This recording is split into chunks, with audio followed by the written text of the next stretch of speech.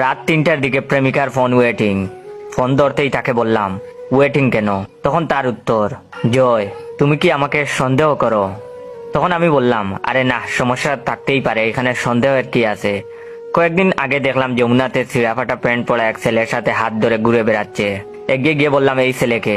সে উত্তর দিল, জয় তুমি কি আমাকে সন্দেহ করো? আমি বললাম, আরে না, ছোট ভাই ব্রাদার থাকতেই পারে, এখানে সন্দেহের কি আছে? একদিন খুব কাছের এক ছোট ভাই কল দিয়ে বলল, ভাই বাবির তো বিয়ে ঠিক হয়ে গেছে, আপনি সেকা খাইলেন? সাথে সাথে প্রেমিকাকে কল দিয়ে কইলাম, ঘটনা কি সত্যি? সে বলে, দেখো বিয়েটা আমার বাবার জন্য করা, বাবার হার্টের অসুখ, তাই বিয়েটা করতেছি।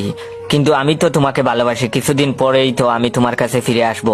আমি আমতা আমতা করে বললাম, কিন্তু? সে উত্তর দিল, দেখো আমি ভার্জিন, আর তোমার কাছে আমি ভার্জিন হিসেবেই ফিরে আসব। আমি বললাম, কিন্তু? আমার বলার আগেই সে উত্তর দিল, কিন্তু কি? তুমি কি আমায় সন্দেহ করো? আমি বললাম, আরে না, এখানে সন্দেহের কি আছে, সমস্যা হতেই পারে। কিছুদিন পর প্রেমিকাকে ছোট একটা বাচ্চা কুলে নিয়ে হাঁটতে দেখলাম। আমি এগিয়ে গিয়ে বললাম, এই বাচ্চাকে? সে উত্তর দিল, এই বাচ্চা আমারই, কিছুদিন আগেই হয়েছে। আমি আমতা আমতা করে বললাম, কিন্তু তুমি তো বলেছিলে? আমি বলার আগেই সে উত্তর দিল, দেখো জয়, হঠাৎ কি করে যেন কি হয়ে গেল আমি আসলে বুঝতে পারিনি। বিশ্বাস করো, আর কখনো এমন হবে না, এইটাই শেষ বাচ্চা। আমি তোমাকে অনেক ভালোবাসি, তুমি আমার জন্য ওয়েট করো, আমি ফিরে আসব। আমি কিছু বলতে যাবো এর আগেই সে বলে উঠলো, তুমি কি আমাকে সন্দেহ করো? আমি একটা স্কুল দিয়েছি এবং সেই স্কুল